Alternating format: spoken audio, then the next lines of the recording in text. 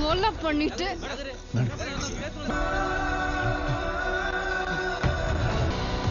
ஒவ்வொரு உயிரும் எவ்வளவு முக்கியம்னு கைதிகளுக்கு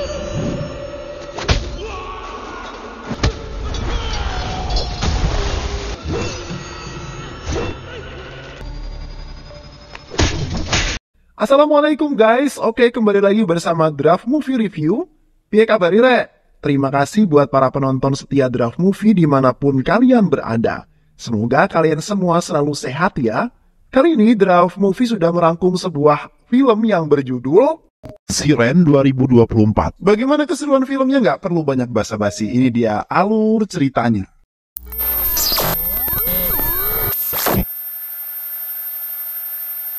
Terima kasih udah. Malar, pelajar tingkat 9 dari sekolah SVK, mendapat penghargaan dalam acara sekolahnya. Dia berkata dalam pidatonya bahwa ayahnya sedang bekerja di luar negeri, meskipun ia berpisah dengan ayahnya. Ia masih dapat terhubung melalui sebuah telepon. Setelah acara sekolahnya selesai, ia bertemu dengan guru laki-lakinya yang mengatakan bahwa Malar tidak pernah menyebut atau memberitahukan nama dan tempat tinggal dari ayah Malar. Karena ucapan gurunya, Malar teringat masa lalunya ketika ia dijauhi teman bermainnya karena ayahnya ternyata ialah seorang yang dipenjara. Kemudian, scan memperlihatkan Tai Lagan yang berada dalam penjara dipanggil ke ruangan polisi untuk dibebaskan secara bersyarat selama 14 hari.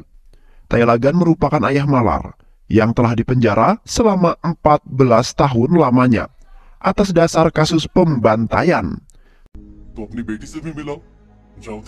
Tai Lagan yang telah merindukan ibu dan anak perempuannya, yaitu Malar, tidak ingin menyia-nyiakan hal tersebut. Sesampainya Malar di rumah neneknya, ia mendengar percakapan neneknya yang juga merupakan ibu Tai Lagan, bahwa Tai Lagan akan kembali ke rumah tersebut. Mendengar hal tersebut, Malar kesal dan pergi dari rumah neneknya, membawa foto dirinya yang terpasang tepat di dinding rumah tersebut. Sesampainya Tai Lagan di rumah, ia langsung disambut ibunya yang menantikan kehadiran dirinya yang sudah dipersiapkan. Ritual kedatangan Tai Lagan mengingatkannya tentang istri dan anak perempuan yang ia cintai. Saat ia masuk ke dalam rumah dan mengingat hari di mana ia ditangkap, ayahnya mengatakan, "Apa yang harus aku katakan kepada putrimu saat dia besar nanti?" Tai Lagan menjawab, "Katakan padanya bahwa ayahnya telah meninggal dunia." Kemudian saat Tai Lagan duduk, dia mulai menyadari bahwa putrinya tidak berada di rumah setelah ia melihat foto putrinya tidak ada di dinding rumah tersebut. Kemudian di sebuah acara kampanye, Talawar tampak disambut dengan baik oleh penduduk sekitar. Namun tidak dengan Anbar, tangan kanan Talawar yang justru tidak menyukai hal tersebut. Setelah Talawar pergi, Anbar segera menelpon suruhannya dan menyusun rencana tentang pembunuhan Talawar. Kemudian tampak Velan Kami yang merupakan polisi yang ditugaskan untuk menjaga Tai Lagan datang menjemputnya. Tapi ia malah ditawari untuk makan terlebih dahulu. Tanpa pikir panjang, Velan langsung menyantap hidangan yang disediakan keluarga Tai Lagan. Tai Lagan yang ibunya menunggu di luar untuk melihat Malar masuk ke dalam bus sekolah secara diam-diam. Namun, bus sekolah yang terparkir malah menghalangi pandangan Tai Lagan, sehingga ia tidak dapat melihat putri tercintanya tersebut. Kemudian, Velan yang sudah selesai membawa Tai Lagan ke kantor polisi untuk menandatangani sebuah perjanjian, bahwa semasa ia dibebaskan akan ada satu polisi yang menjaga dirinya dan mengikutinya kemanapun dia pergi, yaitu Velan.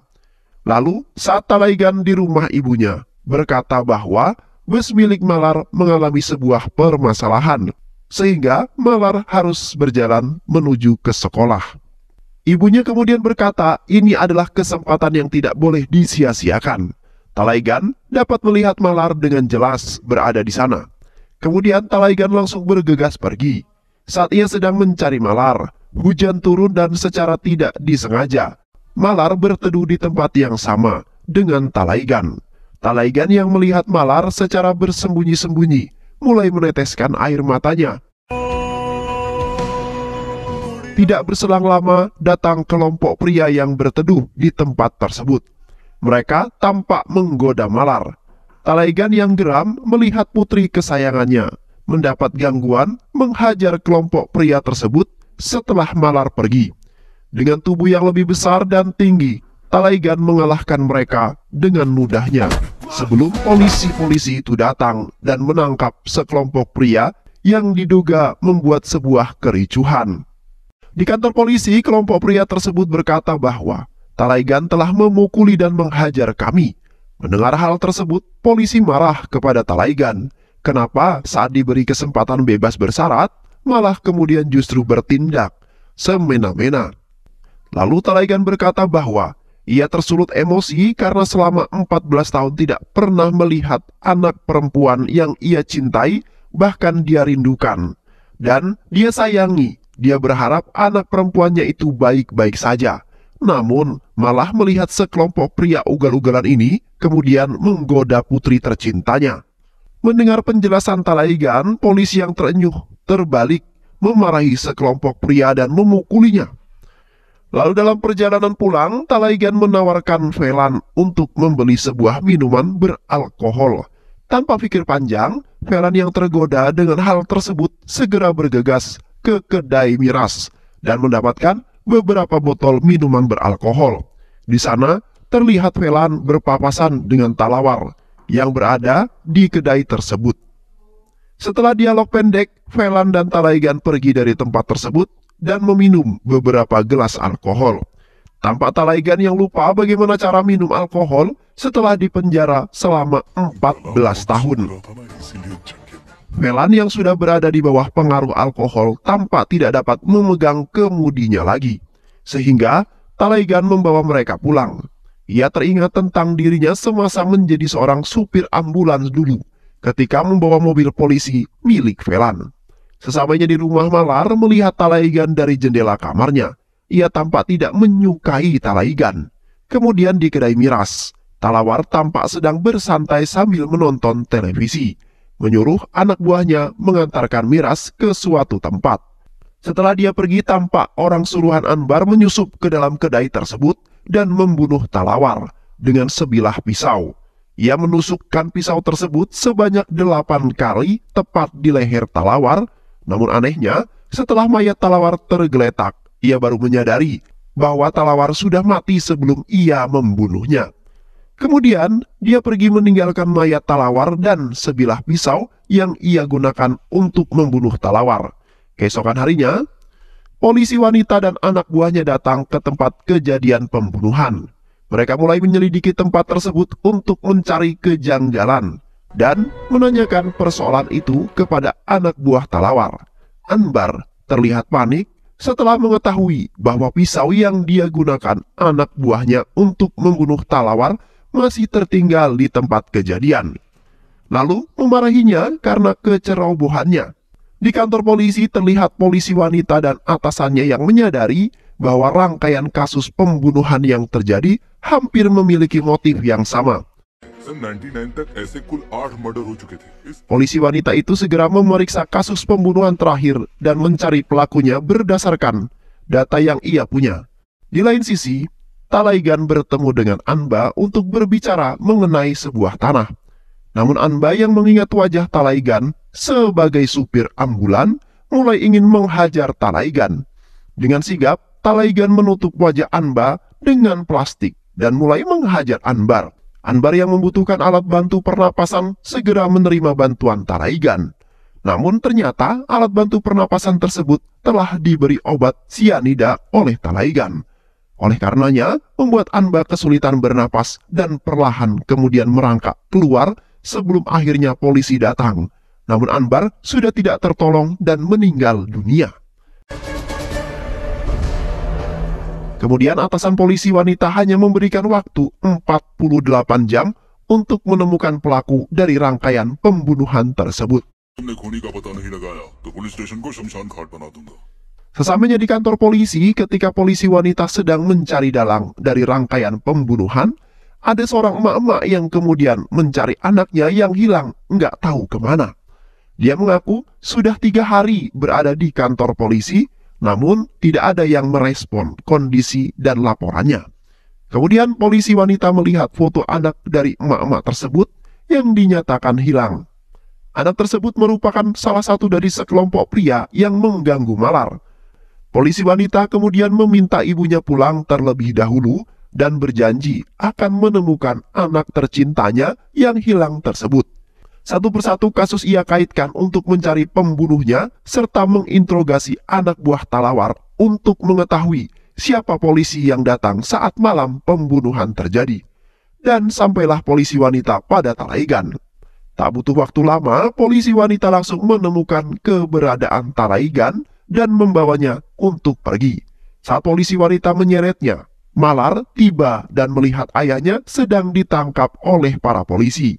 Kemudian, di kantor polisi, mereka mengambil sampel sidik jari milik Talaigan untuk mencocokkannya pada si pembunuh Talawar. Polisi wanita menetapkan Talaigan sebagai pelaku tanpa bukti yang jelas, hanya karena pencocokan-pencocokan yang ia lakukan saja. Oleh karena itu, Talaigan tidak dapat dijatuhi hukuman apapun karena tidak terbukti bersalah. Polisi wanita berjanji akan menemukan bukti bahwa Talaigan merupakan dalang di balik rangkaian pembantaian itu.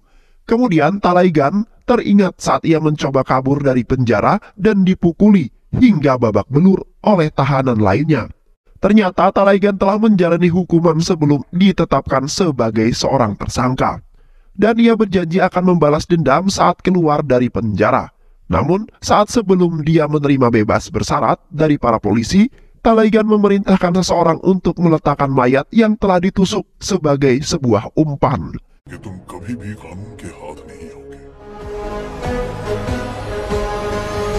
Kembali ke masa sekarang, Malar tampak dijauhi oleh teman-temannya karena dia berbohong mengenai ayah tercintanya yang bekerja di luar negeri.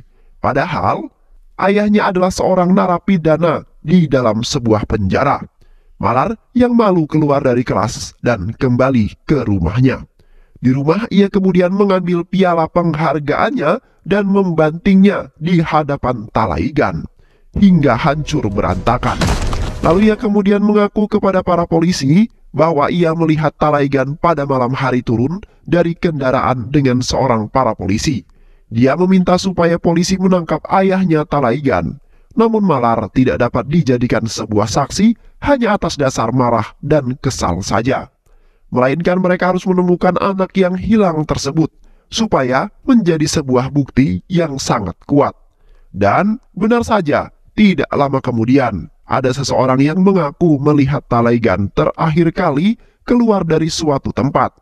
Lalu mereka mulai kemudian menelusuri tempat tersebut untuk mencari anak yang hilang.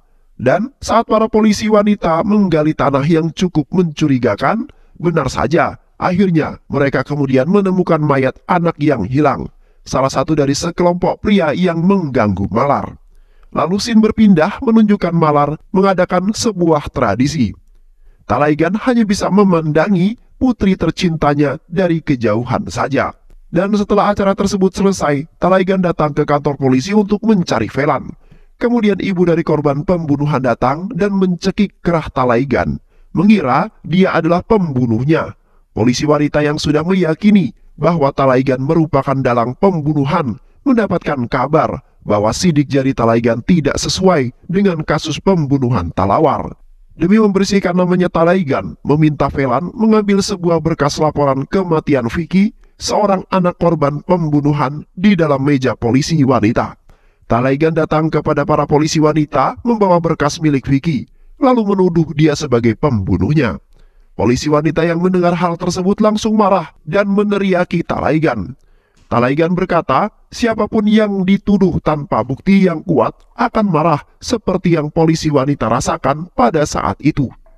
Kemudian satu persatu tersangka mulai terkuak. Anak buah Anbar tertangkap dan mengaku bahwa ia telah membunuh Talawar bersama dengan Vicky. Namun sebelum ia membunuh Talawar, ternyata Talawar sudah tewas dengan mengenaskan. Kemudian dia membunuh dan mengubur mayat Vicky. Dia kemudian memanggil 4 orang yang bisu dan tuli untuk dicarikan sebuah jawaban. Namun kemudian tidak mendapatkan apa-apa. Mereka berkata bahwa Talaigan merupakan orang yang dianggap sebagai seorang penyelamat. Dia tidak mungkin membunuh. Kemudian Shin memperlihatkan bagaimana pertemuan antara Talaigan dengan istrinya yang ialah merupakan seorang yang bisu dan juga tuli. Istrinya bekerja sebagai seorang perawat di sebuah rumah sakit. Mereka menikah dan mempunyai seorang anak perempuan, yaitu Malar.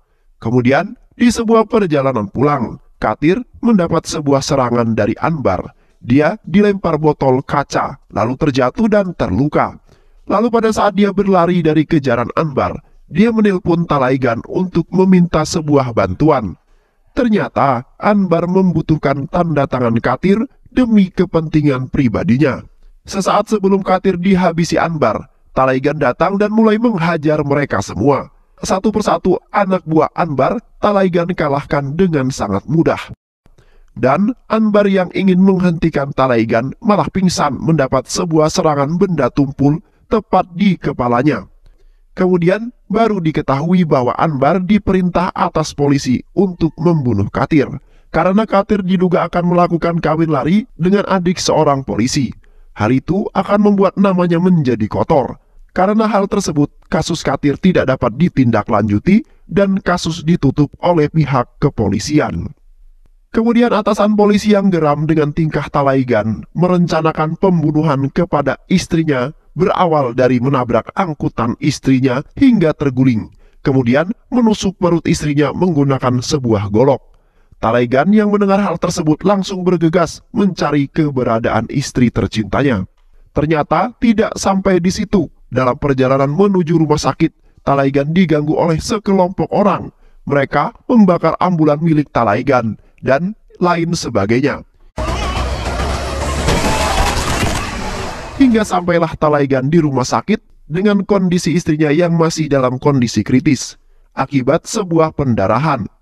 Perawat kemudian mencoba menolong, namun sayang dokter tidak dapat menyelamatkan nyawanya. Ternyata istri Talaigan telah meninggal dalam perjalanan menuju ke rumah sakit.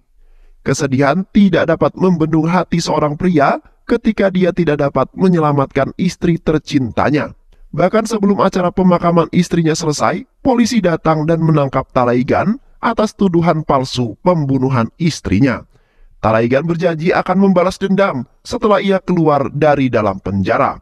Shin berpindah menunjukkan adegan Talaigan yang datang ke bar miras dan membunuh Talawar hanya dengan menggunakan suara seng yang digesekkan pada lantai.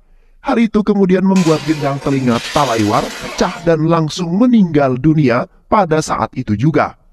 Kemudian polisi wanita mendatangi Talaigan lalu mengajaknya bicara sebelum menangkap dirinya. Dia memperingati atasan polisi untuk berhati-hati karena dia adalah sasaran terakhir Talaigan setelah Talawar dan Anbar. Kemudian, Talaigan yang belum selesai dengan dendamnya pergi melarikan diri dari rumah. Talaigan mengambil alat komunikasi salah satu polisi lalu memerintahkan seluruh batalion meninggalkan atasan polisi, yakni target selanjutnya dari pembunuhan Talaigan. Kemudian Talaigan membuat sebuah pertunjukan kembang api untuk mencuri perhatian banyak orang, lalu memanfaatkan kesempatan tersebut untuk menculik atasan polisi dan menghajarnya tepat di tempat yang sepi. Pertarungan antara atasan polisi dan Talaigan berlangsung sangat luar biasa. Kekuatan dan kemampuan bertarung mereka hampir sepadan dengan menggunakan benda-benda tumpul. Talaigan berhasil mengalahkan atasan polisi dan membuatnya sekarat. Setelah polisi wanita mengangkat atasan polisi ke atas ambulan, ternyata ambulan tersebut ialah ambulan milik Talaigan. Dan di dalam ambulan, Talaigan menyaksikan kematian atasan polisi. Dan akhirnya, dia berhasil membalaskan dendamnya dan pergi meninggalkan ambulan tersebut dengan begitu saja. Ketika para polisi wanita datang mencari Talaigan di dalam rumahnya, ternyata Talaigan berada di rumah sedang bermain dengan anak-anak seperti tidak terjadi sebuah apa-apa. Malam itu berakhir sudah masa bebas bersyarat milik Talaigan. Dia kembali ke dalam penjara. Beberapa bulan kemudian, Talaigan didatangi oleh Nandini, polisi wanita yang membawa putri Talaigan yaitu Malar. Tangisan Malar akan kerinduan ayahnya menjadi adegan hidangan penutup film ini. Dan film pun selesai. Baik sahabat, itulah alur cerita film yang berjudul Siron 2024. Terima kasih udah nonton video ini sampai akhir. Semoga kalian semua terhibur. Jangan lupa subscribe, like, comment, and share ya. Pisang habis dimakan kunti. Kunti dilepas banyak maunya. Salam undur diri dari Draft Movie. Dan terima kasih buat penonton semuanya. Draft Movie pamit. Sehat selalu. Wassalamualaikum warahmatullahi wabarakatuh.